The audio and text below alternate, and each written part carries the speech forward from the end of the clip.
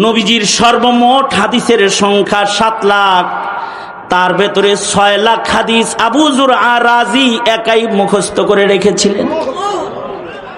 ওনার ছাত্ররা ওনার ইলম নিয়ে ফখর করত।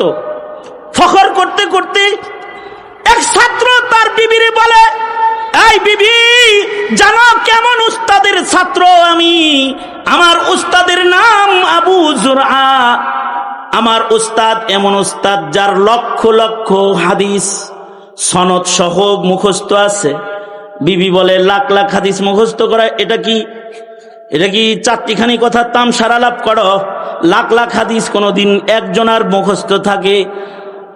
ছাত্র নিজের বিবিরে বলে, এই বিবি, আমার উস্তাদের শান্তকে বুঝাবার জন্য তোর কাছে আমি একটা কথা বলতে বাধ্য হইতাছি। আমার উস্তাদ আবু যুরআ যদি 1 লক্ষ হাদিস সনদ সহ মুখস্থ না শোনাইতে পারে, তাহলে তুই 3 তালাক। নিজের বিবিকে উস্তাদের ইলমের সাথে লটকায়া দিয়েছে। সকাল বেলায় স্বামী স্ত্রী বললা এত বড় কথা, যদি তোমার উস্তাদের 1 লাখ হাদিস এই মুহূর্তে মুখস্থ না থাকে, তাহলে তো আমাদের বিয়ে ভাঙ্গা গেছে গা। চলো যাই জিজ্ঞাসা করি আসলে তিনি শোনাইতে পারবে কিনা। স্বামী স্ত্রী দুইজন আবু যুরআ রাজির কাছে যায় বলে, আবু যুরআ রাজিকে যা বলতেছে, উস্তাদ জি গো, নিজের বিবিকে বলেছি 1 লাখ হাদিস সনদ সহ আপনার মুখস্থ না থাকলে সে 3 তালাক। জানতে চাই আপনার 1 লক্ষ হাদিস মুখস্থ আছে কিনা। আবু যুরআ রাজি বলে, যাও স্বামী স্ত্রী মিলে সুখে শান্তিতে দিন কাটাও। তোমার উস্তাদ আবু যুরআর 1 লাখ হাদিস তো তোমাদের সূরা ফাতিহা যেমন মুখস্থ, আমার 1 লক্ষ হাদিস সনদ সহ ওইরকম মুখস্থ।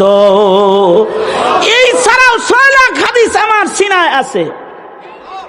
এ কারণেই তো 7 বছরের বালকের সিনার ভেতরে 30 পারা কোরআন। এইটা কোন ব্যক্তির বাহাদুরি নয়, এটা হলো আতা উম্মিন আতা ইল্লাহ, আল্লাহর পক্ষ থেকে দেয়া দান। আল্লাহ দিয়েছে, এজন্য সিনার ভিতরে ঢুকছে।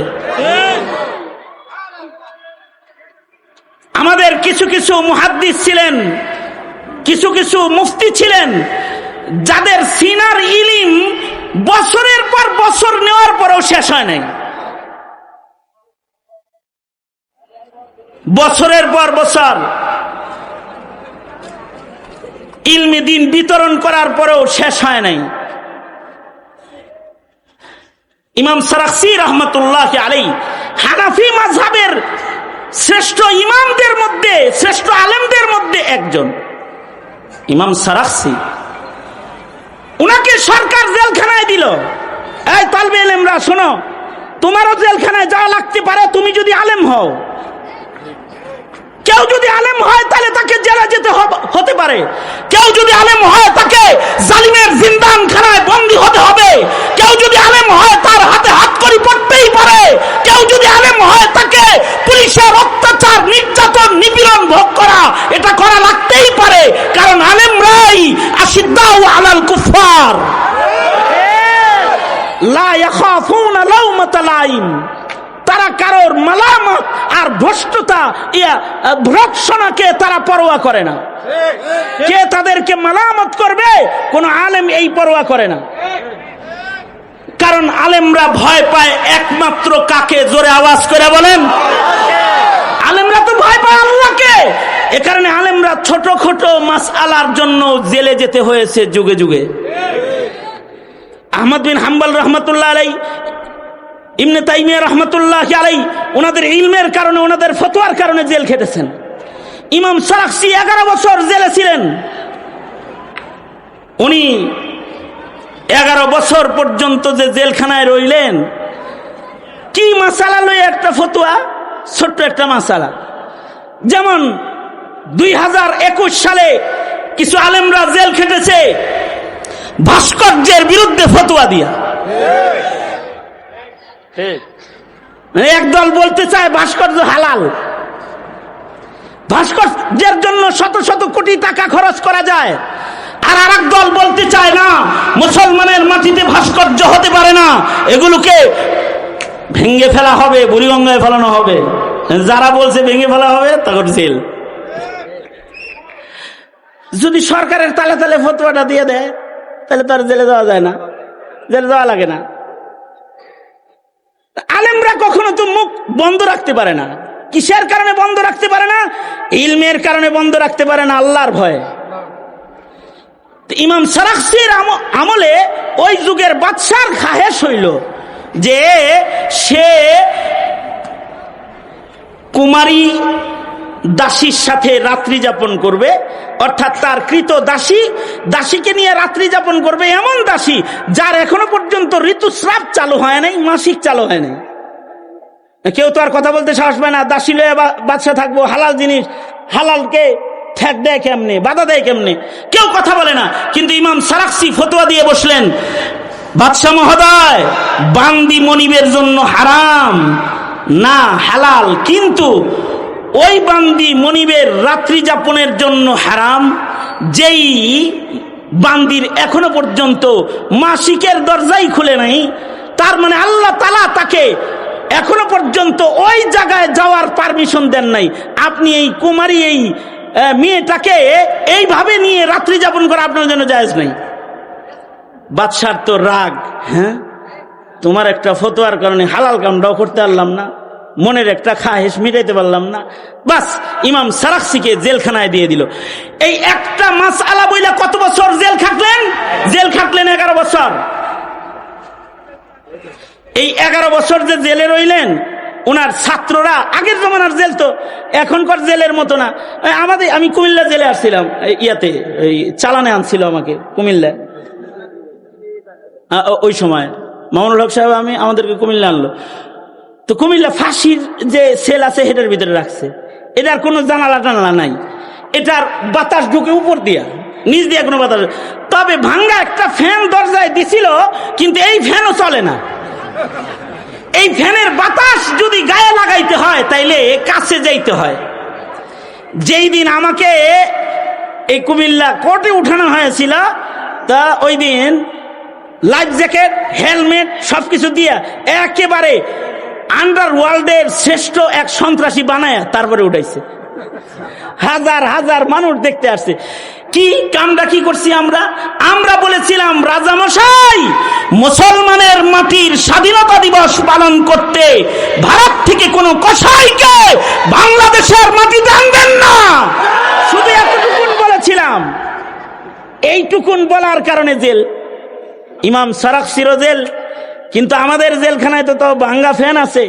ইমাম সারাখসির জেল ছিল কুয়ার ভেতরে, কুয়ার ভেতরে ফেলে রাখতো, উপরে ছিল শিক, জালি দেওয়া শিক। এই কূপের ভেতরেই পায়খানা, পেশাব, এখানেই খাওয়া, এখানেই ঘুম, এই কুয়ার ভেতরে। এটা হলো জেল। ছাত্ররা দরখাস্ত করলো বাদশার কাছে, বাদশাহ ঠিক আছে উনি জেলে থাক, আপনি মুসলিম হিসেবে আমরা একজন উসুলুল ফিকহের বড় ইমামের কাছে উসুল পড়তে চাই, আমরা ফিকহি মাসাইল শিখতে চাই, ফিকহি উসুল শিক্ষা গ্রহণ করতে চাই, সুতরাং আমাদেরকে ওইখানে পড়তে দেয়া হোক। জেলখানার পাশে আমরা বসবো, উনি জেলের ভিতর থেকে তকরির করবেন, আমরা জেলখানার চতুর্দিকে বসে বসে লেখাপড়া করব। বাদশাহ অনুমতি দিল। ইমাম সারাখসির ছাত্ররা জেলখানার চতুর্দিক দিয়ে বসে গেল, আর জেলখানার ভেতর থেকে উসুলে ফিকহের তাকরির শুরু করলেন ইমাম সারাখসি রাহমাতুল্লাহি আলাইহি। একদিক দিয়ে নিচ থেকে তাকরির হলো, আর উপরে বসে বসে শাগরেদরা সেটা 11 বছর লেখলো। 11 বছর তাকরির লেখার পরে মাবসুতের 11 খণ্ড প্রস্তুত হইল, মুকদ্দমার মধ্যে আছে। 11 বছর তাকরির হলো, 11 বছরের তাকরির গুলো ছাত্ররা বৈশা বৈশা লেখলো, 11 খণ্ডের উসুলুল ফিকহের কিতাব হলো। এরপরে ইমাম সারাখসি 11 বছর পরে মুক্তি পাওয়ার পরে উনার সিনার উসুলুল ফিকহের বর্ণনা শেষ হলো না, উনি জেল থেকে বের হয়ে বাকি খণ্ডগুলো নিজের হাতে লেখে কিতাবকে পরিপূর্ণ করলো। এই হলো আলেমে দ্বীন, যে তার সিনার ভেতরে ইলম আল্লাহ পাক দান করেন। আল্লাহর পক্ষ থেকে আল্লাহ পাক ইলমকে আলেমের সিনার মধ্যে ঢেলে দেন, তখন সে মাসাইলকে বের করে আনে, জাতিকে হালাল আর হারাম দেখাইয়ে জাতিকে আল্লাহর কাছে যাওয়ার রাস্তা বাতলায় দিতে থাকে। এইভাবে করে মানুষের সিনার ভিতরে ইলম সংরক্ষণ হয়েছে। এখনো সিনাই ইলম সংরক্ষণ হইতেছে। এখনো পর্যন্ত বুখারী শরীফের হাফেজের অভাব নাই। বাংলাদেশেও বুখারী শরীফের হাফেজ আছে, যারা বুখারী মুখস্থ করছে, হাফিজুল বুখারী। বহির্বিশ্বের কোন কোন দেশে তো মুসলিম শরীফের হাফেজ আছে, আবু দাউদ তিরমিজির হাফেজ আছে। আমাদের হিন্দুস্তানে মাকতাবাতুন আযীমাতুন হাইয়াতুন নাতিকাতুন, আনোয়ার শাহ কাশ্মীরি রহমাতুল্লাহি আলাইহি, উনার বক্তব্য ছিল দারুল উলুম দেওবন্দের কোন কিতাব যদি উলুপুকায় খায় আমাকে বইল, আমি লিখে দিব। তার মানে সব কিতাব উনার মুখস্থ। এই যে মুখস্থ সিনার ভিতরে, নিজের ব্যক্তি শক্তি দিয়ে না, এটা কার দান? জোরে আওয়াজ করে বলেন, এটা কার দান? আল্লাহর দান। এ কারণে যারা আলেম হওয়ার জন্য মাদ্রাসায় আসছো, যারা নিজের সন্তানকে আলেম বানাইতে নিয়ত করেছেন, ছাত্ররা দোয়া করবা, ওগো আল্লাহ আপনি আমাকে ইলম দান করেন। অভিভাবক যারা নিজের ঔরসের মধ্যে ইলমের বাতি জ্বালাইতে চান, তারা দোয়া করবেন, আল্লাহ আপনি আমার বংশের মধ্যে ইলমের প্রদীপ দান করেন। কারণ ইলমের প্রদীপ দিয়েই কিয়ামত পর্যন্ত হক আর বাতিল চিনা যাবে, ইলমের প্রদীপ দিয়েই হালাল হারাম দেখা যাবে। ইলম যাদের কাছে থাকবে তাদের মাধ্যমে হক হক্কানিয়তের হেফাজত হবে। কারণ জাগতিক শিক্ষায় শিক্ষিতদেরকে শয়তান ভয় পায় না, আলেমদেরকে ইবলিসেও ভয় পায়, মানুষ শয়তানও ভয় পায়। ফকিহুন ওয়াহিদুন আশাদ্দু আলাশ শাইতানি মিন আলফি আবিদিন। 1000 আবেদ শয়তানের মোকাবেলায় যতটুকু শক্তি রাখে, তার চেয়ে বেশি শক্তি রাখে একজন আলেমে দ্বীন। এ কারণেই তো সাগর পারে আহমদ শফী বসে থাকতেন, বাংলার মাটির সব নাস্তিক পাড়ার নাস্তিকদের ঘুম হারাম হয়ে যেত। এক জুনায়েদ বাবুনগরী, উনি বসে থাকতেন, আর উনার ভয়ে সব শয়তানেরা কাঁপত। ইবলিস শয়তান না, মানুষ শয়তান যারা আছে তারাও ভয়ে ভীতু জীবন যাপন করত। সুতরাং তোমরা যারা আলেমে দ্বীন হচ্ছ, কওমি মাদ্রাসার সদস্য হিসেবে যে তালবে ইলম গুলোকে মহান রব্বুল আলামিন কবুল করেছে, তোমরা হবা লা ইয়াখাফুনা লাওমাতা লাইম, তোমরা হবা আশিদ্দাউ আলাল কুফার, তোমরা হবা রুহামাউ বাইনাহুম, তোমরা হবা জাতিকে হালাল আর হারাম দেখায় দেওয়ার জিম্মাদার। বাতিলের সাথে কোনো আপোষ নয়, ইলমের সাথে ইলমের আদর্শ সংরক্ষণ করে নায়াবতের মসনদ সংরক্ষণ একজন তালবে ইলমের জিম্মাদারি। সুতরাং এই জিম্মাদারি আদায় করতে ছাত্র তুলাবা তোমরা যারা আছো, প্রস্তুত আছো তো ইনশাআল্লাহ? প্রস্তুত আছো তো ইনশাআল্লাহ? কারণ তুমি আর জাহেল সমান না, যার কাছে ইলম নাই সে আর তুমি দুই দল সমান না। তোমার ঘুমের মূল্য জাহেলের ইবাদতের চেয়ে বেশি। কারণ কুল হাল ইয়াস্তাবিল্লাযীনা ইয়ালামুনা ওয়াল্লাযীনা লা ইয়ালামুন, আল্লাহ নিজে বলে দিতেছেন, বন্ধু বলে দেন, যারা আলেম আর যারা গায়রে আলেম এই উভয় কিন্তু এক সমান না। সুতরাং আওয়াম যারা আলেম তালবি ইলমদের ইজ্জত করুন, মাদারিসে কওমিয়ার সংরক্ষণে নিজেকে ইলমের সংরক্ষণকারী হিসাবে সম্পৃক্ত করুন, তাদেরকে ভালোবাসুন, ময়দানে মাহশারে শাফাআতের রাস্তাকে প্রশস্ত করুন। এটাই আপনাদের কাছে দাওয়াত। এই মুখতাসার দাওয়াত জানিয়ে আমি আমার সংক্ষিপ্ত কথা এখানেই শেষ করে দিচ্ছি। হায়াত বাকি, মুলাকাত বাকি, মুলাকাত বাকি, নসিহত বাকি। ওয়া আখিরু দাওয়ানা আলহামদুলিল্লাহি রাব্বিল আলামিন।